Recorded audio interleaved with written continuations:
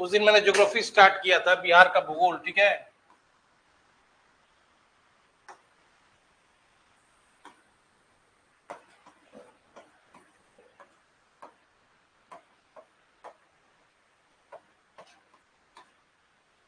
Geography of Bihar, ठीक है।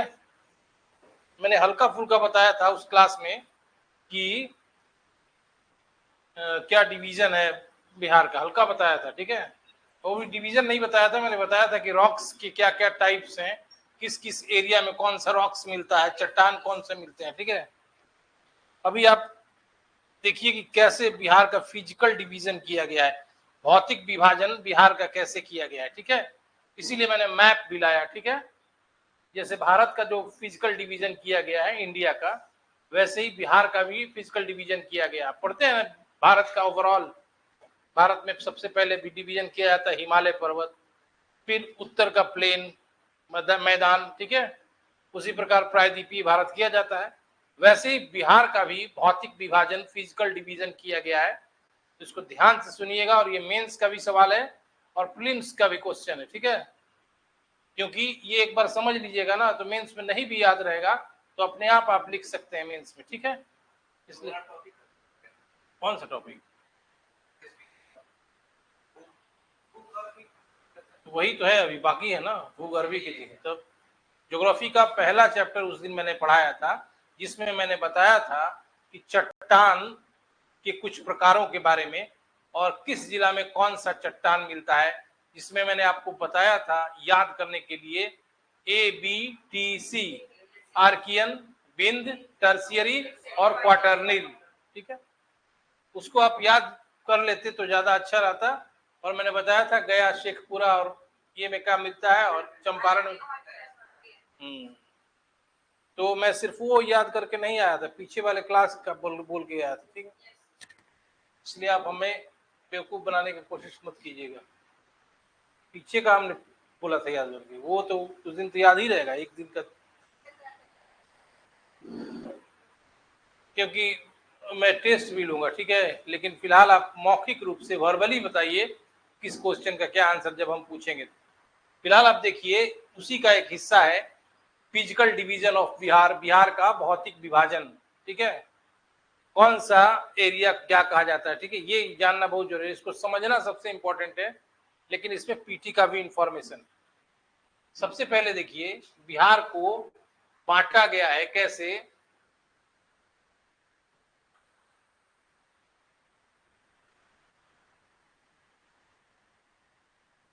ये माना जाता है कि बिहार का जो सबसे उत्तरी हिस्सा है वह हिमालय पर्वत का विस्तार है।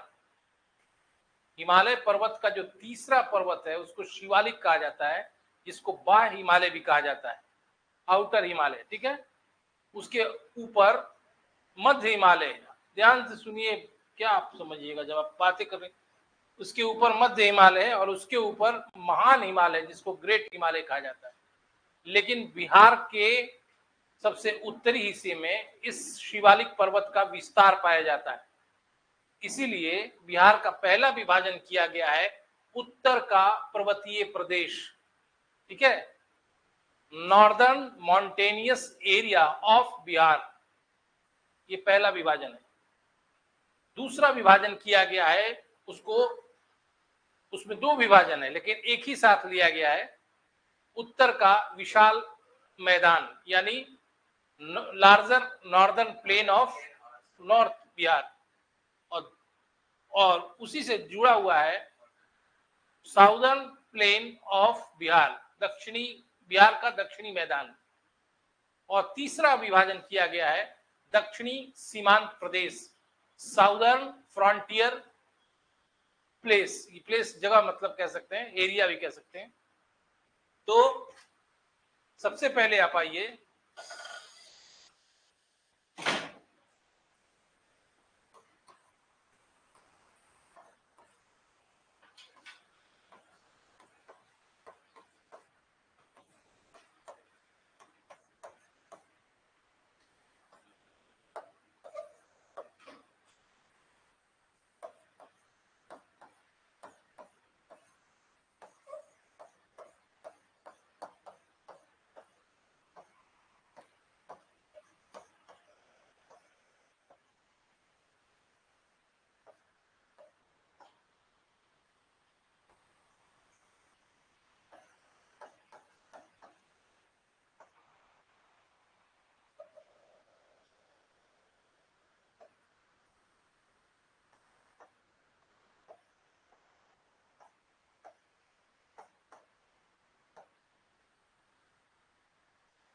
फिर से समझ लीजिए, उत्तर का पर्वतीय क्षेत्र जो है वो ये एरिया माना जाता है, और बिहार का गंगा मैदान जो माना जाता है वह यह माना जाता है। और दक्षिणी सीमांत प्रदेश जो है ये, लेकिन इसका भी डिवीजन किया गया क्योंकि बीच में गंगा जी बहती हैं, गंगा नदी बहती हैं, तो गंगा नदी बह रही है तो उसके बाएं किनारे लेफ्ट साइड में उत्तर का विशाल मैदान माना जाता है और दाईं तरफ दक्षिण का विशाल मैदान माना जाता है। ठीक है, और इस मैदान के बाद जो एरिया है और छोटा नागपुर पठार से जो टच कर रहा है, ऐसे क्षेत्र को साउदर्न फ्रंटियर एरिया या दक्षिणी सीमांत प्रदेश कहा जाता है। तो हम डिवीजन करते हैं उत्तर का पर्वतीय क्षेत्र। ठीक है, उत्तर का पर्वतीय क्षेत्र जो है उसमें 3 कैटेगरी किया गया है, 3 विभाजन किया गया है फिजिकली, प्राकृतिक रूप से। वो क्या क्या है बता रहे हैं हम आपको।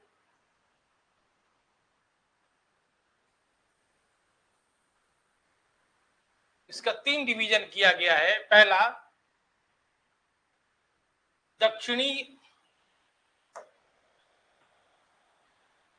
दक्षिणी पर्वतीय प्रदेश, ठीक है, और उसके ऊपर होना चाहिए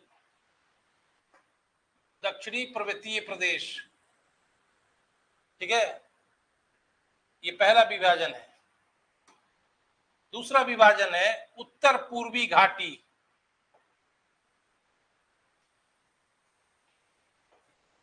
और तीसरा है सोमेश्वर घाटी। ये व्हाइट पे नहीं आ रहा है।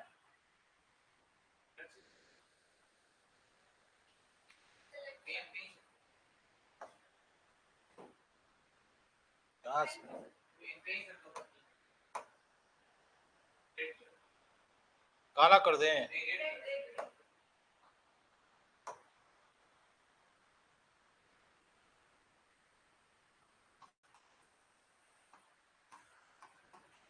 इसको समझिएगा देख के आंख से, ठीक ना, लिखने से मतलब नहीं है। चंपारण के जब दक्षिण जाएंगे, चंपारण मान लीजिए खड़ा हो गया, साउथ दक्षिण की तरफ देखेंगे तो वहां पे निम्न पहाड़ी का क्षेत्र है। बहुत बड़ा पहाड़ नहीं है, स्मॉल माउंटेन है, छोटे छोटे पहाड़ियां होती है ना, छोटे छोटे पहाड़ियां। जैसे आप पटना से गया जाएंगे तो रास्ते में एक बराबर पहाड़ी मिलता है, उसको छोटी पहाड़ी माना जाता है। ठीक है, चंपारण के दक्षिण में निम्न पहाड़ियों का एकदम लोएस्ट माउंटेनियस एरिया मिलेगा आपको, छोटे पहाड़ियों का एरिया। ये पहला डिवीजन है उत्तर के पर्वतीय क्षेत्र का। पहला मतलब सब डिवीजन है, उप विभाग। उत्तर के पर्वतीय क्षेत्र को भी 3 भागों में बांटा गया, यानी सब डिवीजन किया गया है, उप विभाग है। तो चंपारण के दक्षिण में छोटी पहाड़ियों का क्षेत्र है, इसको कहते हैं दून की घाटी। दून की घाटी नहीं भी कर सकते हैं आप, दून की घाटी उत्तराखंड में है, आप रामनगर दून कह सकते हैं, घाटी मत कहिए आप। पूछा जाएगा पीटी में कि रामनगर दून कहां अवस्थित है, तो चंपारण के दक्षिण में निम्न पहाड़ियों का क्षेत्र रामनगर दून कहलाता है। जैसे यहां पर आएंगे और उत्तर पूर्व की दिशा की तरफ देखेंगे तो यहां पे एक घाटी जैसा आकृति मिलेगा आपको। घाटी समझ रहे हैं ना, घाटी नहीं जाती, कश्मीर की घाटी नहीं जानते, घाटी घाटी समझ रहे हैं ना। 32 किलोमीटर का ये क्षेत्र है घाटी, ये इसकी लंबाई चौड़ाई 32 किलोमीटर में फैला है ये।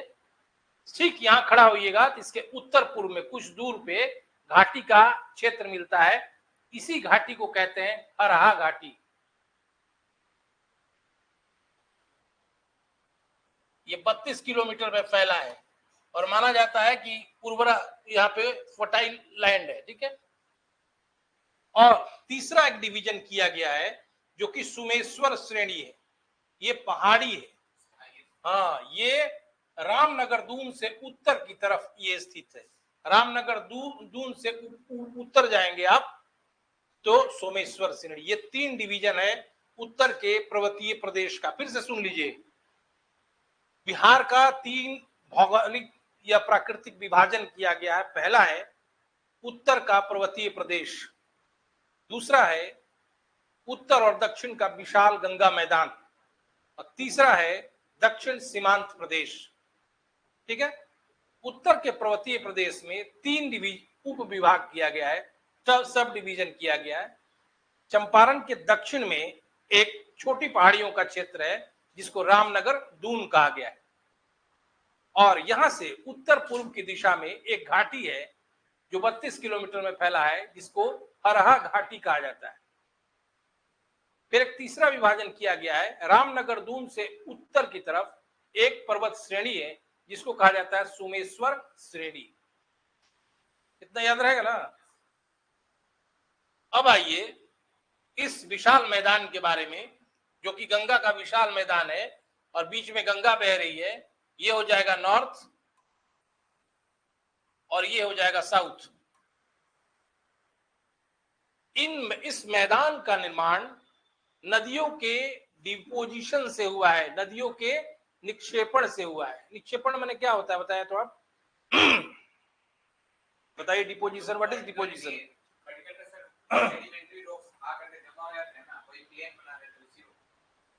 क्योंकि हम आपकी उत्तर से पूरी तरह संतुष्ट नहीं है, बताइए आप व्हाट इज डिपोजिशन? निक्षेपण क्या है बताइए। छोटे छोटे पार्टिकल्स एक साथ जमा होकर कोई बड़े पार्टिकल्स का निर्माण करते हैं। नदी के संदर्भ में बताइए। नदी के संदर्भ में सैंड सिल्स वगैरह आएंगे और वो एक साथ जमा होके कुछ रॉक टाइप मटेरियल बना देंगे। जरूरी कि मटेरियल बनाए, फैल जाए किसी जमीन पर। ठीक है, तो ये जो मैदान है प्लेन मैंने कहा है, साउथ और नॉर्थ दोनों का ये सारे मैदान जो है नदियों के डिपोजिशन से बने हैं, यानी नदियों ने यहाँ निक्षेपण का कार्य किया है, और इसी कारण से इस एरिया में फर्टिलिटी, उर्वरता बढ़ गई है और मुख्य रूप से फसल उत्पादन यही होता है। 90,650 वर्ग किलोमीटर में यह पूरा क्षेत्र माना जाता है। 90,650 किलोमीटर में पूरा मैदानी क्षेत्र बिहार का है। ठीक है, 90,650 वर्ग किलोमीटर में 96.27% पूरे बिहार के भौगोलिक एरिया का हुआ ये। ठीक है, यहाँ पे कौन कौन सी नदी है और यहाँ पे कौन कौन सी नदी, ये देखना है आपको। ठीक है, यहाँ पे जो नदी है उत्तर बिहार में, उसको कहते हैं, पहली नदी जो है वो है घाघरा, गंडक, ठीक है, कोसी, महानंदा, ठीक है, बागमती भी कह सकते हैं आप। तो उत्तर के विशाल मैदान में 3 दोआबों का निर्माण हुआ है। 3 दोआब, पहला दोआब है घाघरा गंडक का दोआब, दूसरा दोआब है गंडक कोसी का दोआब, और तीसरा दोआब है कोसी और महानंदा का दोआब। और ये 3 दोआबों के कारण उत्तर का जो विशाल मैदान है गंगा का, वहां पे काफी फसल बहुतायत मात्रा में होता है, क्योंकि ये पूरा लैंड, पूरा एरिया फर्टाइल हो गया है, उपजाऊ हो। ठीक है, तो इसको बांट देंगे आप, घाघरा गंडक दोआब, गंडक कोसी दोआब और कोसी महानंदा दोआब। ठीक है, और यहाँ पे बहने वाली नदियां इस क्षेत्र में डिपोजिशन का कार्य करती हैं, निक्षेपण का कार्य करती हैं, जिससे प्रति वर्ष मिट्टी के 2 प्रकार यहाँ पे, एक होता है बांगर और दूसरा होता है खादर। बांगर मिट्टी पुराने मिट्टी को कहा जाता है, यानी पुराने जलोढ़ को कहा जाता है, और खादर मिट्टी नवीन जलोढ़ को। और ये जो नवीन जलोढ़ आएगा तो फसल और अधिक बढ़ जाएगा। ठीक है, हाँ। अब आइए दक्षिण का मैदान। इस मैदान का भी निर्माण नदियों के निक्षेपण, डिपोजिशन से हुआ है, और ये पठारी नदियां हैं। पठार से निकलने वाली नदियां जैसे सोन, पुनपुन, फाल्गु, कर्मनाशा, ठीक है, ऐसी नदियों से दक्षिण बिहार का मैदान निर्मित हुआ है। लेकिन ये ध्यान रखिएगा कि की फर्टिलिटी में थोड़ा सा कम है उत्तर बिहार के मैदान से दक्षिण बिहार के मैदान। दूसरी बात कि एरिया भी दक्षिण बिहार के मैदान का उत्तर बिहार के मैदान से कम है। समझ में आई बात? दूसरी बात कि दक्षिण बिहार में भी 3 मैदानों का विकास हुआ है। पहला गंगा और सोन का मैदान, दूसरा मैदान का निर्माण हुआ है मगध का मैदान, और तीसरे मैदान का निर्माण हुआ है अंग का मैदान। अंग मतलब भागलपुर एरिया। इतना तक समझ में आई बात? अब आया तीसरा डिवीजन जिसको दक्षिणी सीमांत प्रदेश कहते हैं, और ये यहां से शुरू होता है और झारखंड के एरिया से टच करता है। इसी को कहते हैं साउदर्न फ्रंटियर एरिया, दक्षिणी सीमांत प्रदेश। ये उर्वरता की दृष्टिकोण से बहुत उपजाऊ नहीं है और मोटे अनाज का उत्पादन इस एरिया में होता है, लेकिन फिर भी खनिज संसाधनों के दृष्टिकोण से यह समृद्ध एरिया है। जैसे कुछ कुछ खनिज जैसे अबरक हुआ, डोलामाइट हुआ, ठीक है ना, इस तरह के खनिज यहाँ से प्राप्त होते हैं। लेकिन फिर भी यहाँ की जमीन की एक खास विशेषता है कि यहाँ पे तीव्रता के साथ पाई जाने वाली नदियां हैं जो तेजी से चलती हो, और जगह जगह प्रपात टाइप के संरचना है। प्रपात समझ रहे हैं? नदी ऐसा चल रहा है, ठीक है, अपने रास्ते पे, और ये प्लेन में चट्टान पर चल रहा है। यहाँ देखिए, देखते हैं, आपको बताते हैं। लेकिन एकाएक चट्टान गायब हो जाएगा तो नदी ऐसे गिरेगी ना। इसी को कहते हैं प्रपात। झरना से बहुत विशाल का है, प्रपात का मतलब बहुत तीव्रता से पानी आए। जैसे एग्जाम्पल में बिहार का ककोलत जलप्रपात है नवादा में, वहां पे 1 जनवरी लोग मनाने जाते हैं, ठीक है। ये प्रपात हुआ जब नदी के मार्ग में एकाएक व्यवधान आ जाए, यानी जिस तरह से समतल दिशा में नदी बह रहा है और उसके बाद खालीपन आ जाए, रिक्त स्थान हो जाए, तो नदी का पानी नीचे की ओर तीव्रगामी प्रवाह से गिरने लगता है। यही प्रपात, ठीक है। हाँ, तो इस एरिया में तीव्र प्रपात का भी लक्षण मिलता है, क्योंकि नदियां बहुत तीव्र गति से चलती हैं और जमीन उबड़ खाबड़ कंकड़ीली जमीन से एकाएक नदी अपना प्रवाह बदल देती है। इस एरिया में उत्तर के विशाल मैदान में कुछ आकृतियां मिलती हैं जो कि नदियों के द्वारा निर्मित होती है। इन आकृतियों में पहला आकृति है दियारा। बाढ़ से निर्मित, बाढ़ के समय में नदी द्वारा निर्मित आकृति को दियारा कहा जाता है। नहीं, वो पानी से नहीं गिरा होता है, आगे आगे जो बताएंगे वो पानी से गिरा होता है। दियारा जब नदी अपना मार्ग परिवर्तित कर ले और पूरा विशालकाय जमीन उपलब्ध हो जाए, वो दियारा है। जैसे राघोपुर दियारा पटना के पास है। दूसरा एक आकृति होता है चौड़, चौर, और तीसरा होता है छाड़न। ये नदी के द्वारा मार्ग विक्षेपित कर लेने से, जैसे मान ली नदी चल रहा है, ऐसे ऐसे नदी बह रहा है, लेकिन एकाएक नदी ऐसे घूम गया, मान लीजिए, लेकिन कुछ समय के बाद फिर नदी ऐसे घूमने चलने लगा। ये जो चीज है, या पानी हमेशा के लिए जम जाएगा, इसको कहते हैं छाड़न। छुड़ा हुआ, छाड़न का मतलब छोड़ा हुआ। इसको कहीं कहीं भागर भी कहा जाता है, जिसमें मछलियां मिलती हैं स्वादिष्ट, ठीक है, वैसी छाड़न। तो उत्तर बिहार में इस तरह की आकृति दिखाई पड़ती है, और ये एक तरह से प्राकृतिक रूप से सुंदर दृश्य होती, ठीक है ना। अब आपको हाँ, उत्तर दक्षिण सीमांत बता दिए। यहां तक आपको कुछ पूछना है तो पूछिए, तो मैं नेक्स्ट उसी से संबंधित एक चीज है बताएंगे।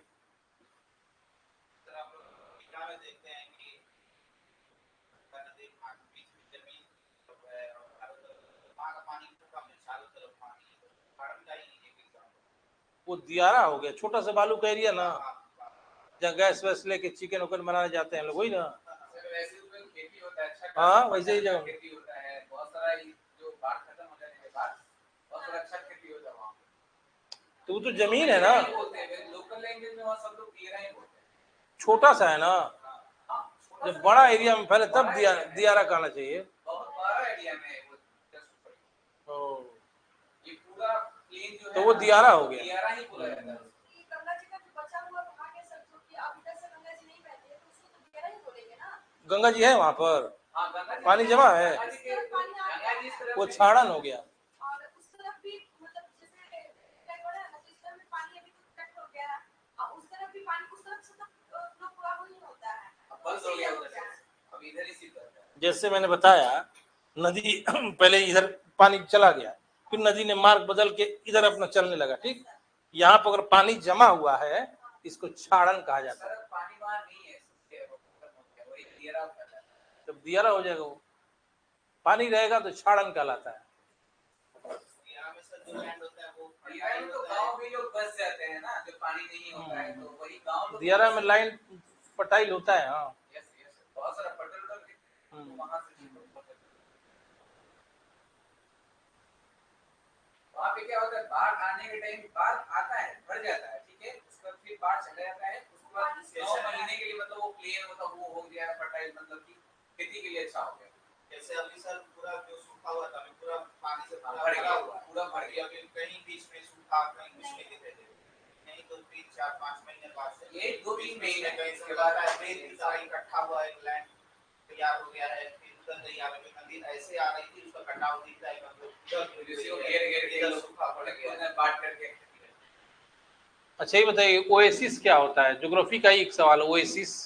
ओएसिस होता है सर कि मतलब फॉर एग्जांपल में रेगिस्तान होता है, रेगिस्तान के बीच में इलाका जहाँ तालाब टाइप का पानी होता है, तालाब जैसा नहीं, थोड़ा बहुत, उतना बड़ा नहीं, थोड़ा बहुत पानी होता है, बाकी उसी को ओएसिस कहा जाता है। ऊंट पानी की तलाश में मर जाता है राजस्थान में, राजस्थान का रेगिस्तान में, ठीक है, पानी मिल नहीं पाता है, और ऊंट को कुबड़ में पानी संचित करने की व्यवस्था है, ठीक है, इसीलिए उतने लंबे दिन तक ऊंट बिना पानी पिए रह जाता है।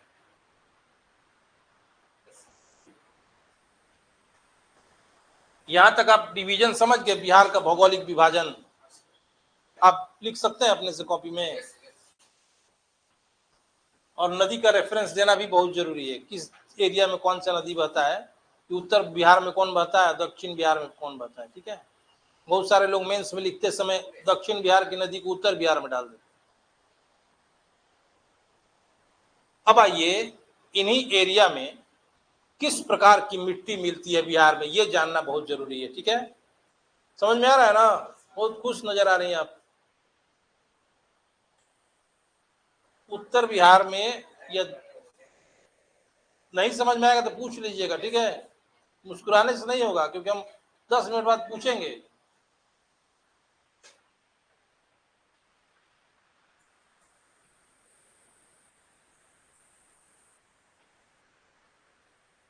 बिहार का पूछेगा कि बिहार की मिट्टी के बारे में बताएं, ऐसे भी पूछा जा सकता है मेंस में, प्रीलिम्स में भी पूछा जाता है, लेकिन मेंस के लिए ज्यादा इंपॉर्टेंट है बिहार की मिट्टी के बारे में आप क्या जानते हैं, या बिहार की मिट्टी के बारे में बताएं, ठीक है। तो सीधे आपको पहले कैटेगरी कर देना है, उत्तर बिहार, दक्षिण बिहार और दक्षिणी सीमांत, ठीक है ना। लेकिन उत्तर बिहार की मिट्टी को भी फिर कैटेगराइज किया गया है, वर्गीकृत किया गया, वो ध्यान से सुनिएगा। और ये फिजिकल से भी, जो भी इसके पहले पढ़ाए हम प्राकृतिक विभाजन, उससे भी ये वाला टॉपिक जुड़ा हुआ है, इसीलिए एक साथ पढ़ा रहे हैं।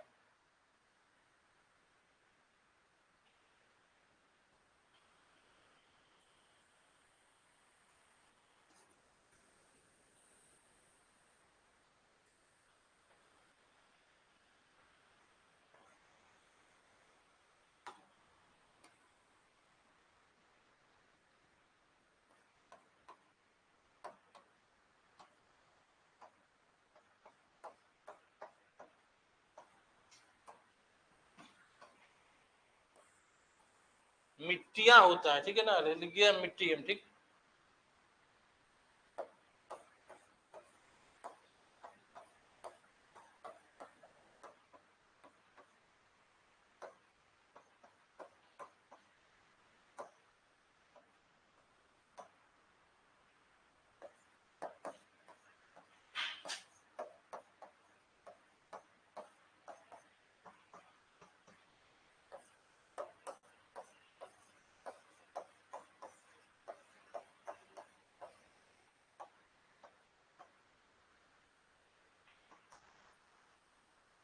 Soil in Bihar.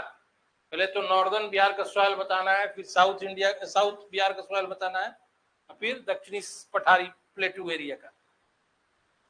उत्तर बिहार की मिट्टियों को जब हम बताएंगे तो उसको भी कैटेगराइज्ड किया गया है, सब डिवीजन में बांटा गया है। पहला मिट्टी है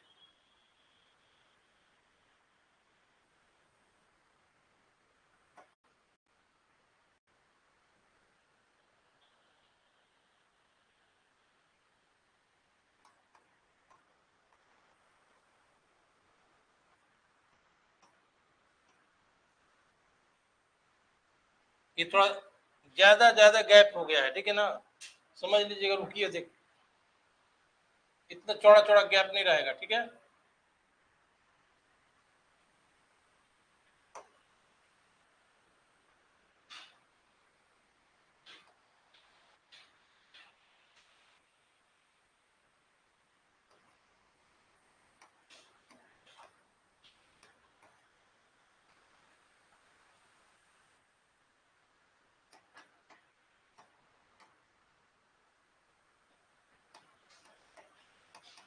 उत्तर बिहार की मिट्टियों को फिर वर्गीकृत किया गया। जो चंपारण एरिया है ना, पश्चिमी चंपारण, वहां पे से उत्तर, चंपारण से भी उत्तर, जो मैंने अभी पिछला डिवीजन बताया फिजिकल, तो मैंने बताया कि पर्वतीय क्षेत्र है, जो शिवालिक पर्वत का विस्तार है, उस एरिया में जो मिट्टी मिलती है उसको हम कहते हैं पर्वतीय मिट्टी।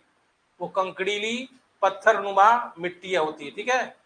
और इसमें चूंकि नमी की मात्रा ज्यादा होती है और वर्षा की अधिकता ज्यादा होती है, इसलिए यहाँ पे क्या कहते हैं, एसिड से युक्त भी मिट्टी मिलती है। एसिड नहीं, उसको बता रहे हैं हम आपको। सबसे पहले आप ये ध्यान रखिएगा कि चंपारण एरिया से उत्तर की तरफ, ठीक है, जो मिट्टी मिलती है उसको पर्वतीय मिट्टी कहते हैं। क्यों कहते हैं पर्वतीय मिट्टी? क्योंकि मैंने अभी बताया आपको प्राकृतिक विभाजन में कि इस एरिया को पर्वतीय क्षेत्र कहा जाता है, जो कि शिवालिक पर्वत का एक अंग है, चंपारण एरिया। तो जब ये पर्वतीय शिवालिक पर्वत का अंग है, तो वहां पे जो मिट्टी है जाहिर तौर पे कंकड़ीली होगी, पत्थर होगा ना, और इसमें पानी की को सोखने की क्षमता बहुत अधिक है, यहाँ पानी लगता नहीं है। और इस एरिया में कंकड़ और बजरी की प्रधानता है। बजरी समझ रहे हैं ना? हाँ, बड़ा बड़ा, जो जैसे आप ट्रेन का ट्रैक पर देखते हैं, जिसको बजरी कहा जाता है, ठीक है। सरिया कहा जाता है छोटे साइज में, ठीक है। टीएमटी सरिया का जानते होंगे आप लोग। उस एरिया से नीचे जिस मिट्टी का विस्तार है, पर्वतीय मिट्टी से नीचे का विस्तार, उसको तराई क्षेत्र कहा जाता है। चंपारण एरिया के पास तराई क्षेत्र पाया जाता है। और इस तराई क्षेत्र में कभी कभी आप देखेंगे कि दलदली भूमि भी प्राप्त होता है, दलदली मिट्टी मिलती है, और दलदलों से भरा एरिया भी मिलता है, झील जैसा दलदल वाला झील मिलता है, दलदल वाला तालाब मिलता है। यानी पर्वतीय मिट्टी के जस्ट नीचे दलदली मिट्टी का विस्तार है, जो कि तराई क्षेत्र कहलाता है। हाँ, और पता भी नहीं चलेगा, आपका पैर धंसने लगा गया, ऐसा जमीन है। उसके बाद जो जमीन का मिट्टी का प्रकार आता है, उसको दो कैटेगराइज किया गया है उत्तर बिहार में ही। एक को कहा जाता है बांगर और दूसरे को खादर।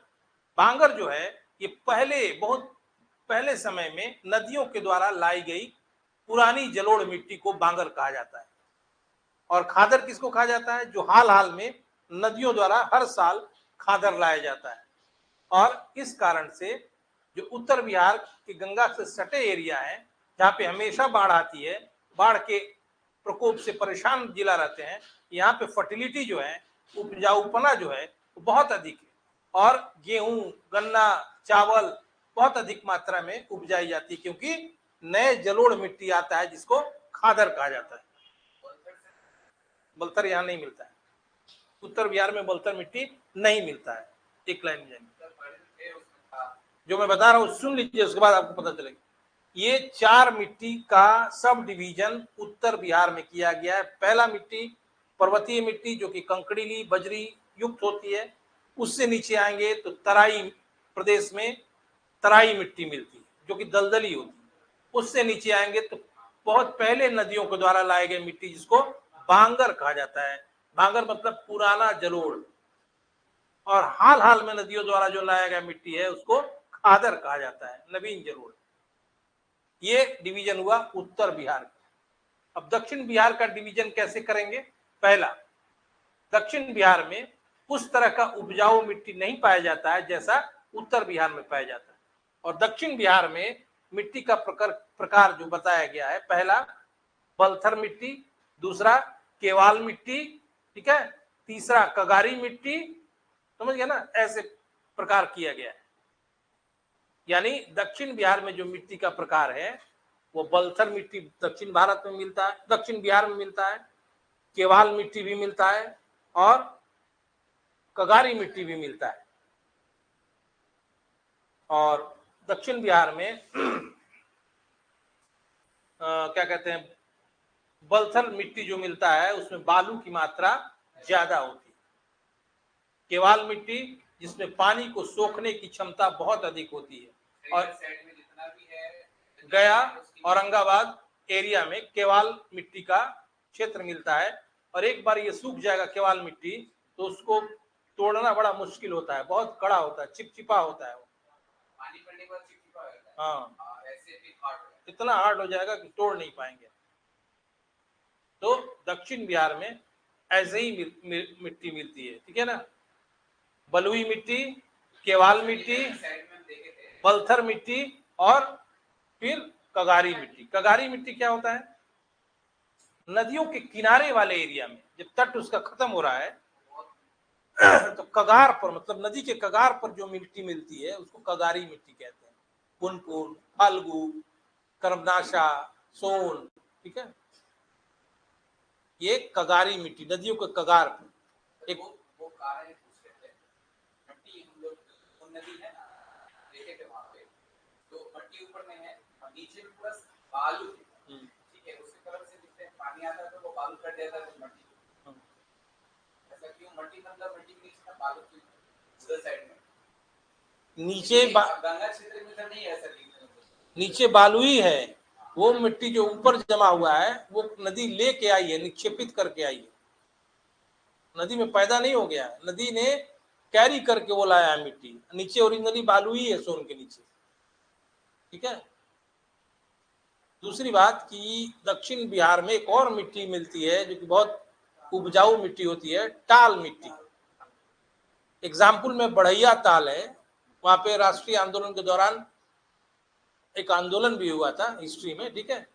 बढ़ैया ताल मोकामा के आसपास एरिया में है बढ़ैया ताल। वहां पे वो क्या है, बढ़ैया ताल तालाब या ताल का अपभ्रंश उच्चारण है, टाल, ठीक है। वहां पे जैसे आप बता रही थी कि पानी लग गया था, उसी प्रकार के पानी लगा हुआ क्षेत्र जो हाईली फर्टाइल है, कब काफी उपजाऊ है, ठीक है।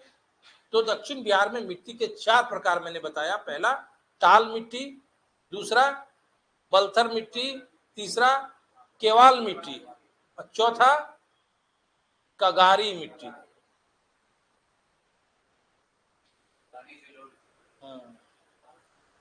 दूसरी बात कि जो तीसरा मिट्टी का प्रकार बिहार में किया गया है वो दक्षिणी पठारी क्षेत्र में, सीमांत क्षेत्र में, जैसे कोडरमा हुआ, देख रहे हैं ना, गया जो सट रहा है झारखंड से, एकदम बॉर्डर एरिया में।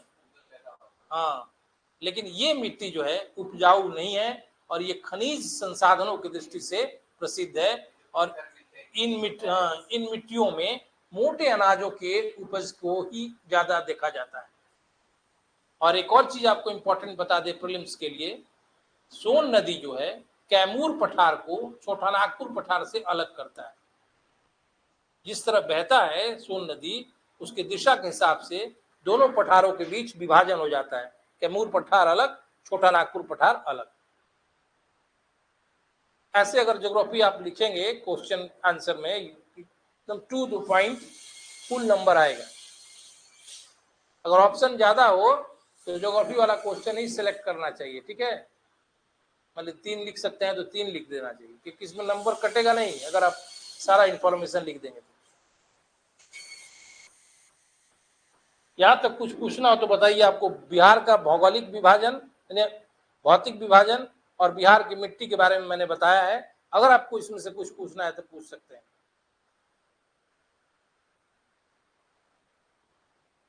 कुछ पूछना है? सर टाल वाला मिट्टी जो होता था वो पानी जम गया था कभी, फिर पानी हट गया वहां से, अब वो फर्टाइल हो गया। सूख जाता है, ताल मतलब होता है तालाब, उसी का अपभ्रंश रूप ताल कहलाता है। पहले उसमें पानी का सूख गया। ताल स्टेशन भी है। ताल एक स्टेशन भी है, रेलवे स्टेशन।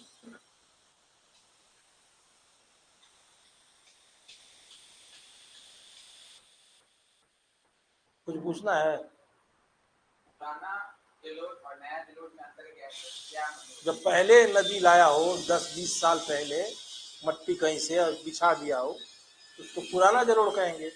हाल में 3-4 साल 2 साल पहले लाया हो, उसको नवीन जलोढ़ कहेंगे। पुराना वाला सर पहले से कुछ भी दस होगा होगा वही नदी लाया है पहले, कभी लाया है, लेकिन नया जो बाढ़ है, जिस एरिया में ज्यादा बाढ़ आता है हर साल, वहां पे नवीन जलोढ़ आता है, पुराना जलोढ़ नहीं आता है।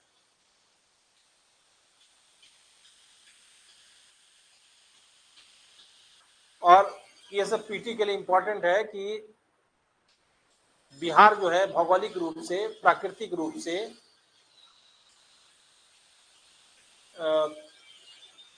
क्या कहते हैं उसको, कल्प युग से पूर्व कैम्ब्रियन युग तक काल में बना है। ये आप लोग ज्योग्राफी पढ़ेंगे तो युग पढ़ना है पूरा, ओवरऑल जब ज्योग्राफी पढ़ेंगे तो। यहाँ मैं डिटेल में नहीं बताऊंगा क्योंकि यहाँ बिहार से मतलब है। जैसे उत्तरी चंपारण, उत्तरी चंपारण को कहा जाता है कल्प युग, चतुर्थ कल्प युग में बना थी। ठीक है। उत्तरी बिहार, उत्तर बिहार जो है चतुर्थ कल्प युग में बना था। उत्तरी चंपारण तृतीय कल्प युग में बना था। और शाहाबाद, गया, औरंगाबाद, ये सब जो है, रोहतास, ये बिंद युग में बना था। ऐसा हमेशा याद रखिए, उत्तरी बिहार चतुर्थ कल्प युग में बना था और उत्तरी चंपारण तृतीय कल्प युग में बना था। और ये जो शाहाबाद, रोहतास, औरंगाबाद है, ये बिंद युग में बना है, लेकिन नवीन बना है, नया बना है। यहाँ कुछ पूछना है तो पूछ लीजिए आप लोग। हैं? हाँ, ककड़ी, खीरा, तरबूज।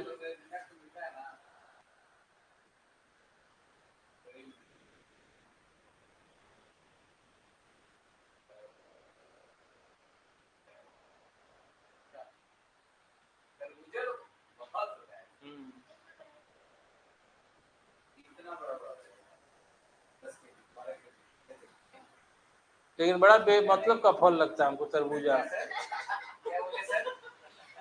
बिना मतलब का लगता है फल, खाओ कुछ मजा भी नहीं आया। फिर तो 1 मिनट बाद गायब हो जाता है स्वाद उसका। सर पानी का मात्रा वो बॉडी में, इसलिए वो बनाया गया है, बॉडी में पानी की मात्रा इसीलिए खाना चाहिए।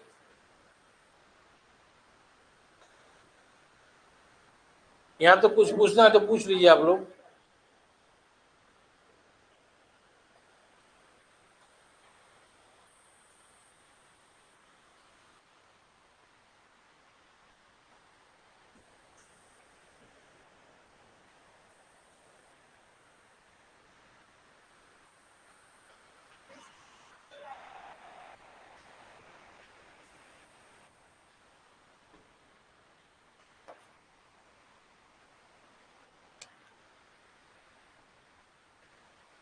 अब तो उनको लिखवाना है, बोर्ड का काम भी नहीं है। क्या कुछ पूछना है आप लोग को?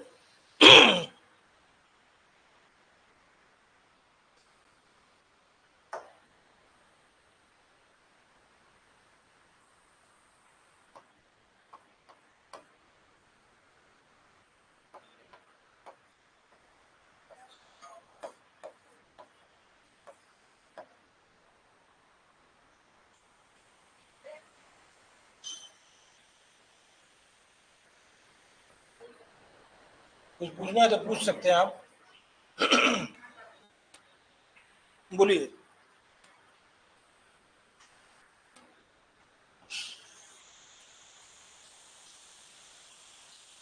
आप लोग पढ़ के आए हैं? पढ़ के आए हैं? पढ़ के बताइए कुछ क्वेश्चन हिस्ट्री का। बताइए किस मुगल शासक का राज्याभिषेक पटना में हुआ था?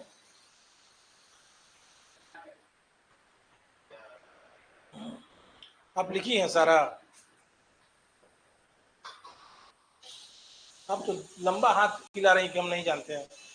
पूछ रहे हैं आपसे, बताइए बताइए, अभी बताइए। आप सारा क्लास की हैं, तब कैसे बताइएगा?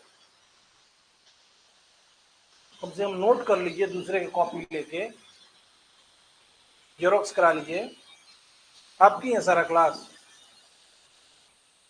आप किए हैं? आप तो किए हैं, बताइए।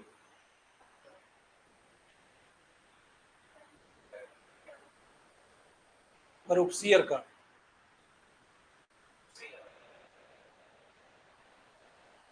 इसमें पढ़ते नहीं ना आप लोग, चले जाते हैं यहाँ पे। पढ़ के आना चाहिए, मजा आता है पढ़ाने में। कॉपी का फोटो स्टेट करा लीजिए जेरोक्स, और याद कर जाइए कम से कम, उसमें से आएगा सवाल। उर्दू का पहला अखबार कौन है बिहार का? परसों बताए थे, फ्राइडे को। कब, कहाँ से प्रकाशित हुआ था? अब कॉपी देख देख के बता रहे हो यार, क्या तुम भी।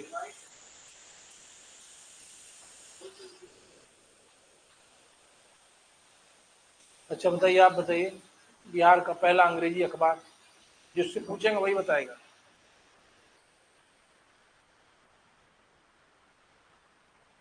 आप आए थे ना उस दिन क्लास में, शुक्रवार को आए थे? आप आई थी, बताइए। बिहार हरोदय बिहार हेराल्ड है। किसका था वो? कोई सेन हम्म,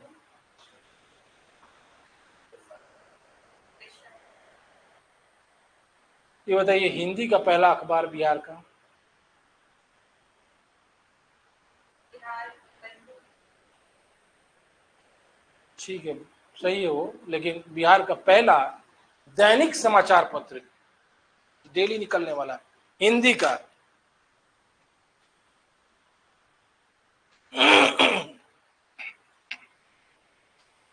बिहार का पहला दैनिक हिंदी समाचार पत्र, सर्व हितैषी नाम है उसका।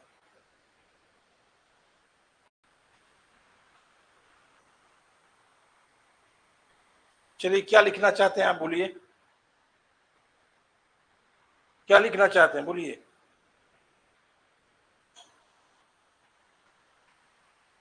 लिखना भी जरूरी है ना, खाली पढ़ा देने से आप याद थोड़ी कर पा रहे हैं। कहाँ तक लिखवाए थे, लास्ट लाइन बताइए।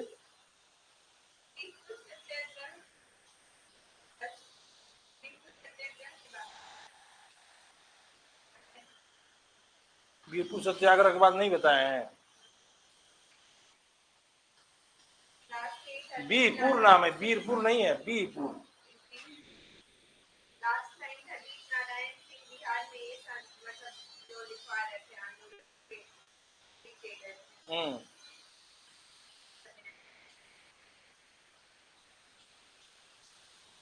लिखिए, फिर पीछे जा रहे हैं, फिर पीछे का लिखवा रहे हैं। लिखिए, पीटी का क्वेश्चन है ये सब। बिहार के शासक, बिहार के तिरहुत के शासक लिखिएगा। बिहार के तिरहुत के शासक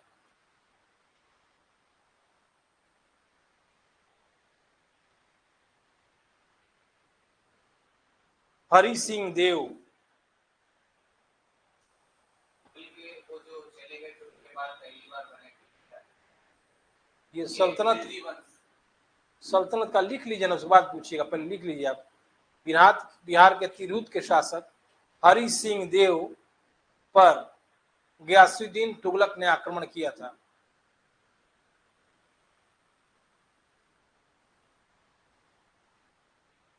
और हराया था।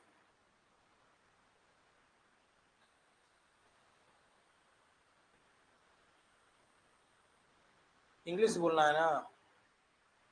हरि सिंह देव was defeated by Ghiyasuddin Tughlaq in Tirhut area.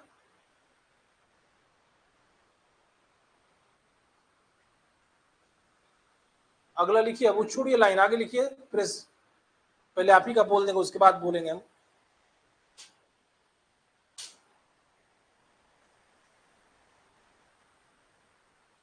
The founder of Turk administration in Bihar was Bakhtiar Khilji. Bihar में तुर्क सत्ता के वास्तविक संस्थापक, द फाउंडर ऑफ तुर्क या Turk administration in Bihar was Bakhtiyar Khilji. Bihar में तुर्क सत्ता का वास्तविक संस्थापक बख्तियार खिलजी था।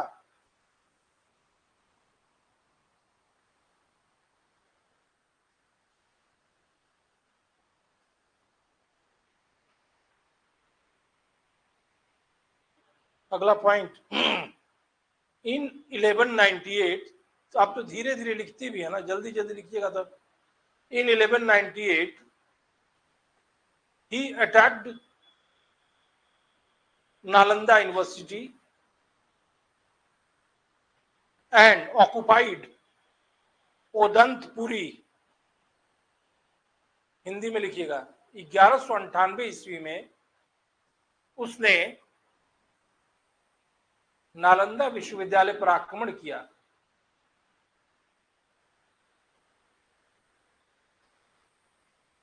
और ओदंतपुरी पर कब्जा किया। हो गया आपका, ऑक्युपाइड मतलब कब्जा कर लिया उदंतपुरी।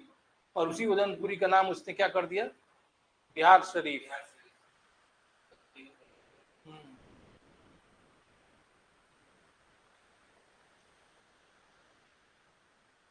अगला लिखिए, after the success of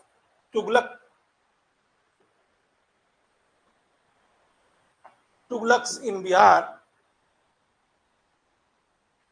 a new dynasty was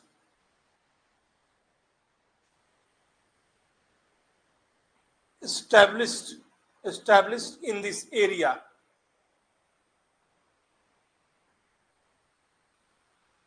That was Vainwar Vansh, VAINWAR।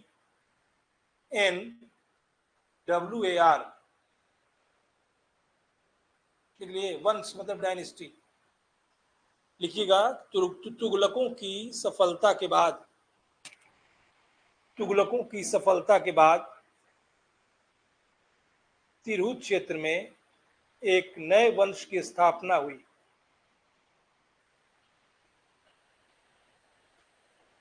जो वैनवार वंश कहलाया। पूछा जाएगा कि वैनवार वंश को किसने स्थापित किया? ये फिरोज शाह तुगलक। अगला पॉइंट,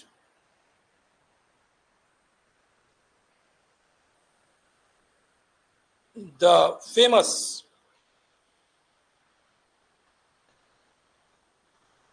पोएट विद्यापति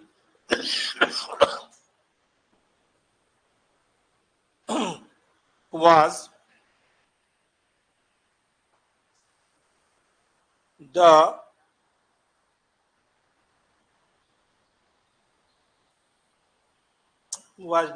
विद्यापति जो थे, the famous poet Vidyapati is a Vidyapati was getting patronage of king Shiv Singh, bracket में बैनवार वंश कर दीजिएगा, बैनवार डायनेस्टी। हिंदी में लिखिएगा, प्रसिद्ध कवि विद्यापति को बैनवार वंश के राजा शिव सिंह ने आश्रय दिया या संरक्षण दिया। पैट्रोनेज मतलब संरक्षण। यहाँ पढ़ाने के बाद भी आप ऑफिस में हमसे पूछ सकते हैं, जो नहीं समझ में आएगा, ठीक है, आ सकते हैं, आपको भी पूछा जाएगा कि विद्यापति को किसका संरक्षण मिला। यार शिव सिंह को मिला। अगला पॉइंट लिखिए, अगला इंपॉर्टेंट, बख्तियार खिलजी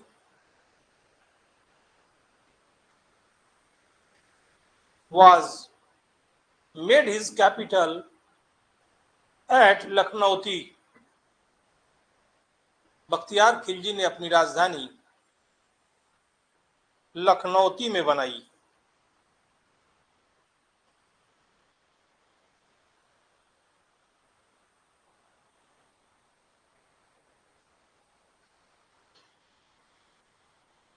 अगला पॉइंट, अलाउद्दीन जानी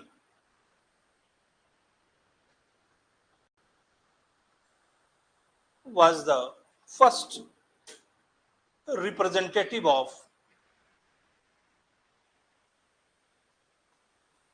Delhi Sultanate in Bihar by Iltutmish. Hindi में लिखिएगा, अलाउद्दीन जानी बिहार में दिल्ली सल्तनत का प्रथम प्रतिनिधि था।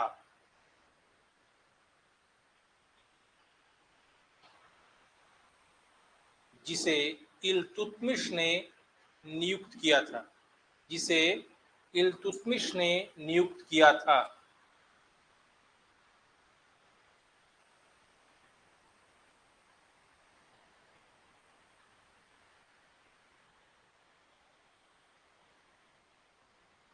अगला point, Iltutmish appointed Saifuddin Aibak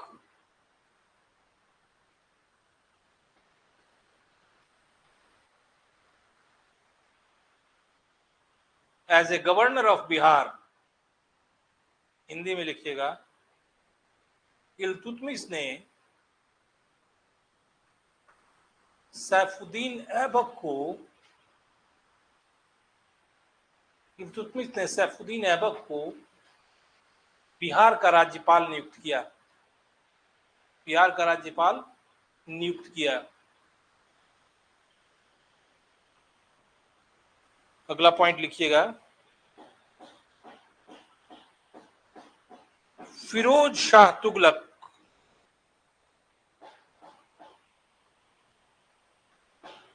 referred मतलब उल्लेख किया, referred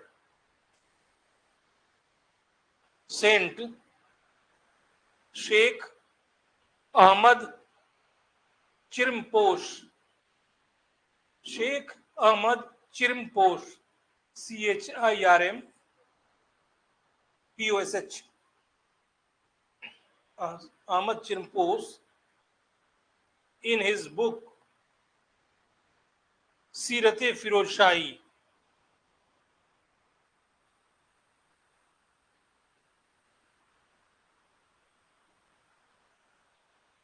Saint was from Bihar. Hindi में लिखिएगा, फिरोज शाह तुगलक ने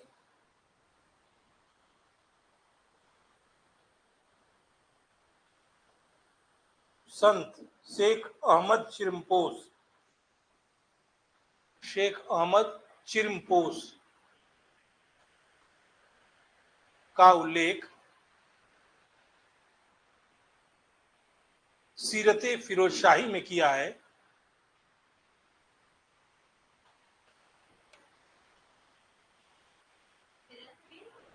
फिरोज शाही में किया है, जो बिहार के संत थे।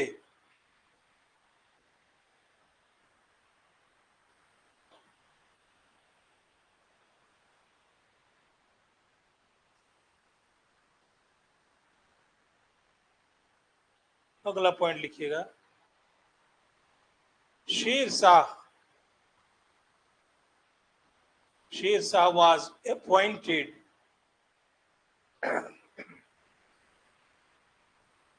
as a patrons of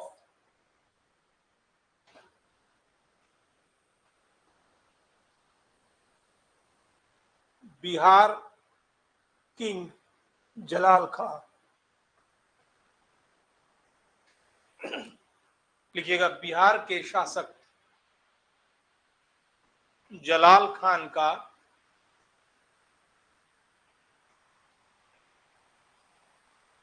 संरक्षक शेर शाह बना।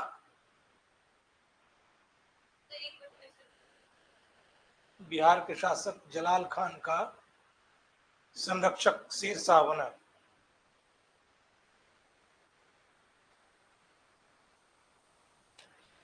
अगला लिखिए शेर शाह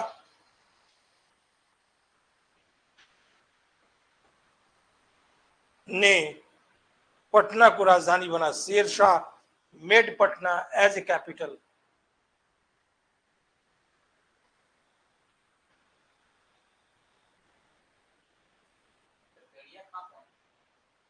वो एक अफगान था, दरिया खान उसके बाबा थे। दरिया खान, उसके बाद एक और आया है, तब जलाल खान आया। दरिया खान के बाद मोहम्मद खान नुहानी आया है, उसके बाद जलाल खान आया। अगला पॉइंट क्या लिखिए आप?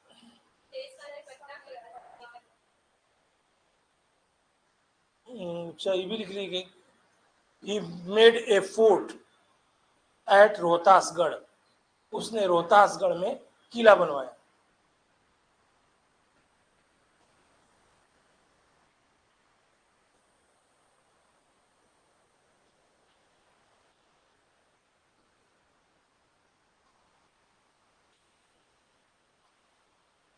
अगला लिखिए after the decline of Sur empire. After the decline of Sur empire in 1564,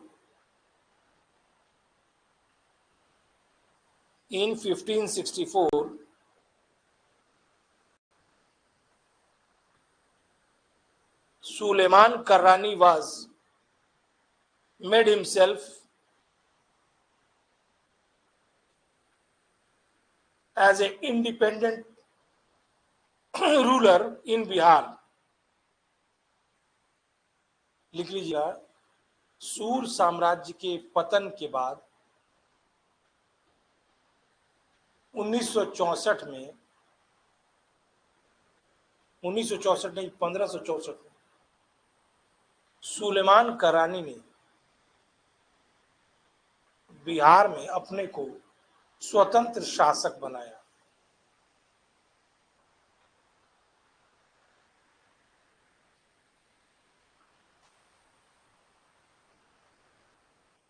अगला पॉइंट, अकबर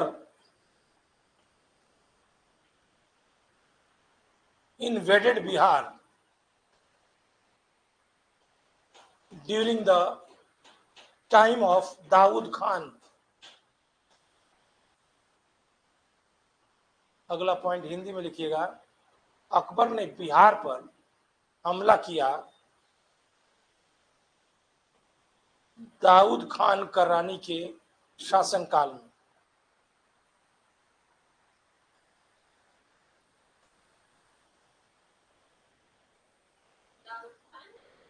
करानी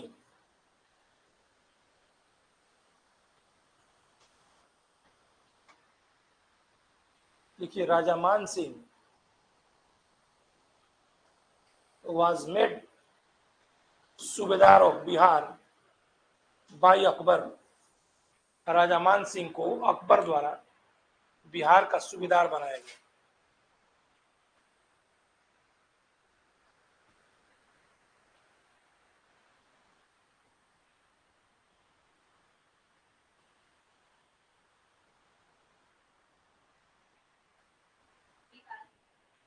सूबेदार बनाया गया। अगला लिखिएगा during the Jahangir time, during the Jahangir time.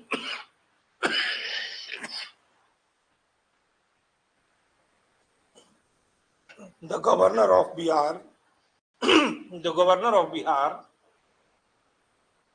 were appointed from royal families. Royal families नहीं, मतलब फैमिली। जहांगीर के शासन काल के बाद बिहार के राज्यपाल पद पर शाही परिवार के युवक नियुक्त किए जाने लगे।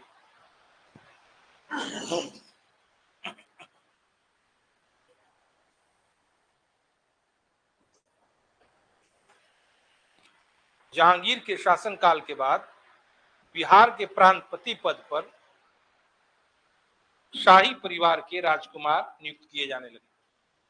समझ में आई बात? इसके पहले किसी को भी नियुक्त कर दिया जाता था, लेकिन जहांगीर ने नियम बनाया कि अब मुगल परिवार के राजकुमार ही बिहार के गवर्नर बने। ठीक है, समझ में आई बात? बाद में कहा से बात, पहले उसी की बात कर रहे थे।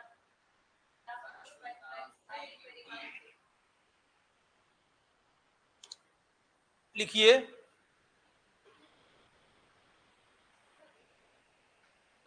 हंसने से नहीं होगा, लिखिए गंभीरता से। हंसने से सब काम थोड़ी होता है।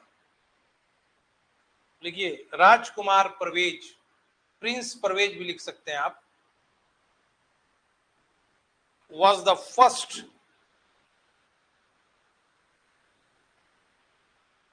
Bihar governor who belonged to royal family in 1621। Hindi में लिखिएगा, राजकुमार परवेज पहला मुगल गवर्नर था जो शाही परिवार से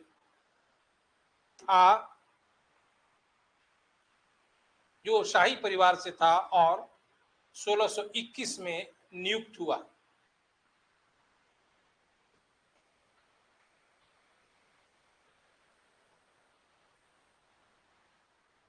लिख लिए? इसका क्या मतलब हुआ बताइए? पहले कोई भी आदमी बिहार का गवर्नर बना दिया जाता है।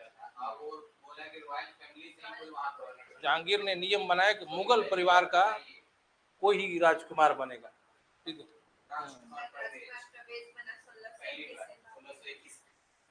यहीं से शुरुआत हो गया। जब भी बनता था तो शाही परिवार से ही व्यक्ति बनता था। ठीक है, समझ में आई बात ना? दूसरी बात लिखिए आप,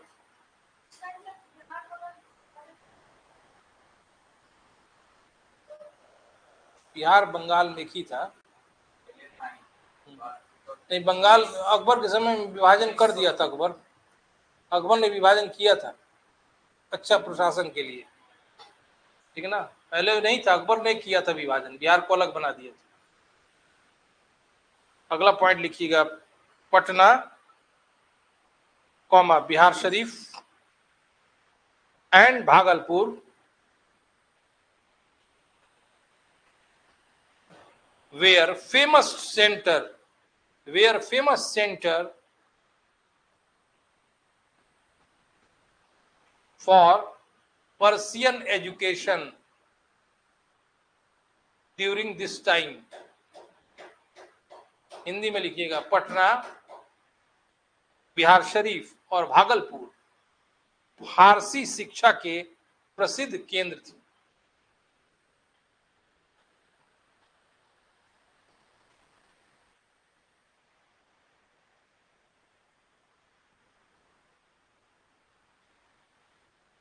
अगला पॉइंट, टॉम ऑफ मलिक बया। हिंदी में लिखिएगा, मलिक बया का मकबरा। अब लिख दे दीजिए स्लैश, जिसको कहा जाता है टॉम ऑफ मलिक इब्राहिम, मलिक इब्राहिम का मकबरा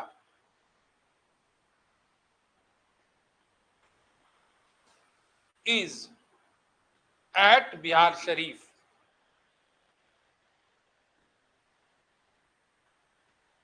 जब क्वेश्चन आएगा कि मलिक बया का मकबरा कहाँ है या मलिक इब्राहिम के, दोनों एक ही मकबरे को कहा जाता है, ये बिहार शरीफ।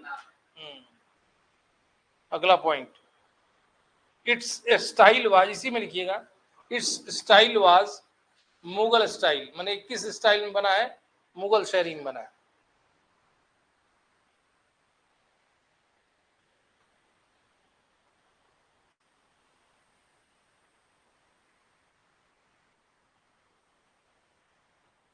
अगला पॉइंट,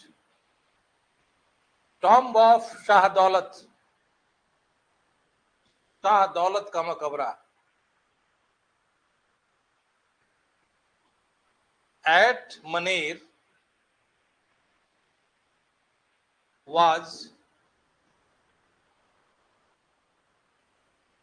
constructed by या made by इब्राहिम खान काकेर।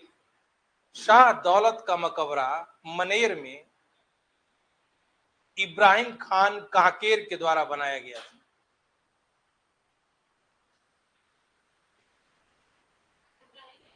काकेर कौन था? ये गवर्नर था बिहार का ही।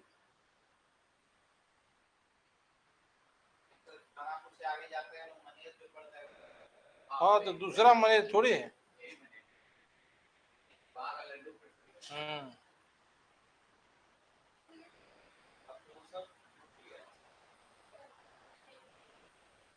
लड्डू कोई काम का मिठाई नहीं है, नाम है भले, लेकिन कोई खास मजा नहीं आता लड्डू।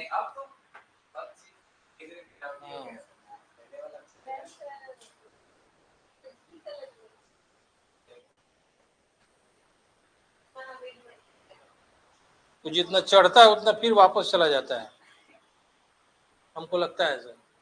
जितना चढ़ता है ना फिर उसी में चला जाता है।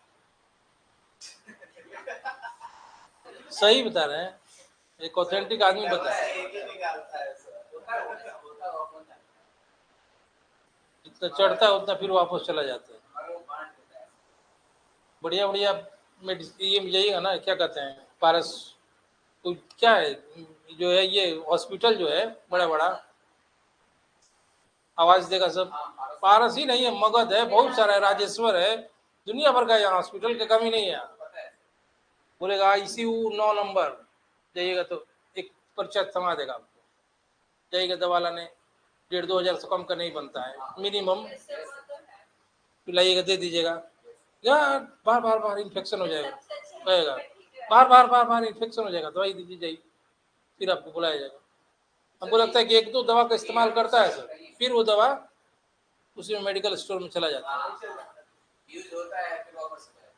1-2 यूज होता है, बाकी सब वापस चला जाता है।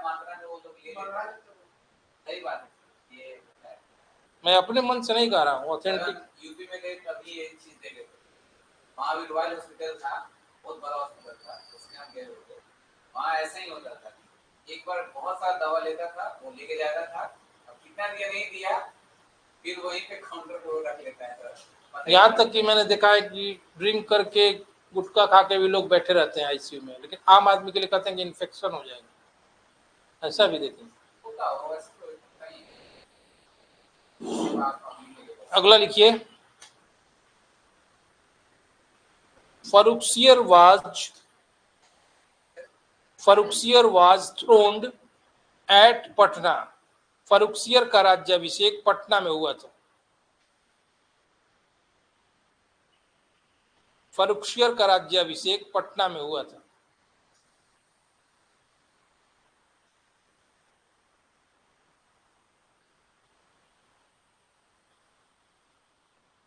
अगर पूछा जाएगा जन्म, Farrukhsiyar was born at Patna, Farrukhsiyar का जन्म भी पटना में हुआ था। आदमी है फरुखसियर, अजीम उस्सान। अब उसका कुंडली बनाइएगा क्या आप?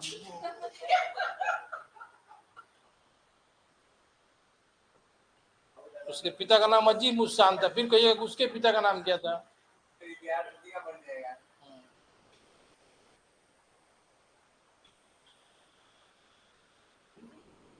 देखिए, बिहार के सूबेदार गवर्नर्स ऑफ बिहार लिखवा देते हैं, एकाएक लिख लिए, डेट नहीं लिखवा रहे हैं। कल जानिएगा कि सब बिहार के सूबेदार थे। कभी पूछेगा कि इसमें कौन नहीं थे तो दिमाग में रखिए कौन नहीं थे, ठीक है ना। लिख लीजिएगा ना, बहुत सारा नाम है, लिख लीजिएगा ना। ये सब बिहार का सूबेदार था मुगल काल में। लिखिए बाज बहादुर, ब्रैकेट में लाल बेग भी उसका नाम है, बाज बहादुर लाल बेग। कॉमा दे दे के लिखते जाइए। इस्लाम खान, अफजल खान,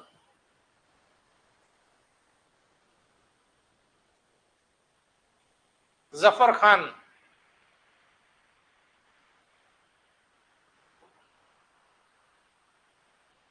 इब्राहिम खान,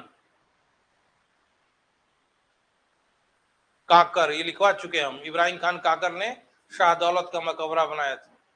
कॉमा कुली खान द्वितीय, कुली खान द्वितीय।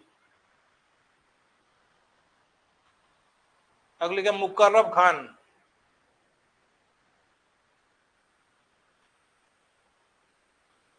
अब लिखिए शाहजादा परवेज,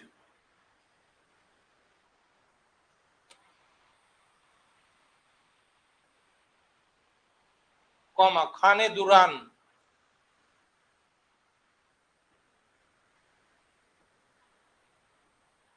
अगला लिखिए मिर्जा रुस्तम सफावी,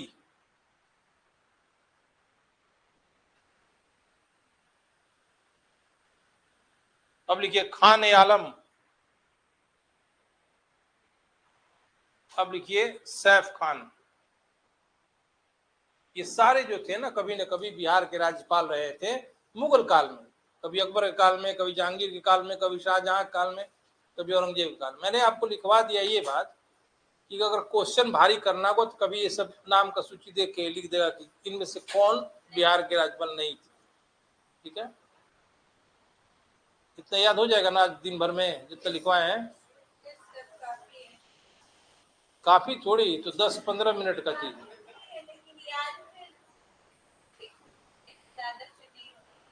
4-5 बार पढ़िएगा तो याद कैसे नहीं होगा, ये तो बात बताने वाली है। कैसे फुआ मामा के घर के सब लोगों का नाम याद रहता है, तो वैसे ही बार बार पढ़ने के लिए हम बोल रहे हैं, तो इसी बार बार कहने के लिए बोल रहे हैं। स्टूडेंट का नाम क्यों रखना है भाई? जैसे आप घर गए 3-4 बार पढ़ लिए, फिर 1 घंटा के बाद फिर 3-4 बार पढ़ लिए, फिर 1 घंटा के बाद 3-4 बार। कोशिश कीजिएगा, जुनून रहेगा तब ना।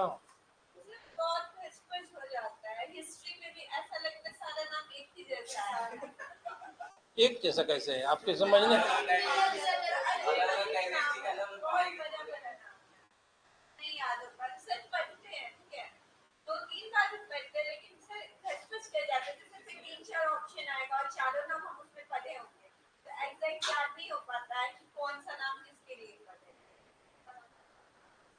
आप एक ही दिन सारा सब्जेक्ट नहीं पढ़ती हैं, टुकड़ा टुकड़ा में पढ़ना चाहिए ना।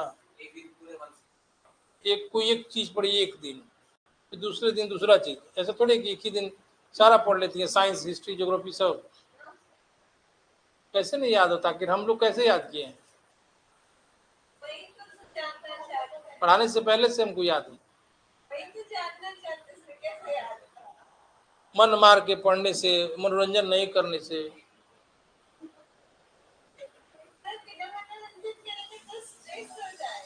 कोई स्ट्रेस नहीं होगा, फिर आपको आदत हो जाएगा। बिना किताब पढ़े आपको मजा ही नहीं आएगा।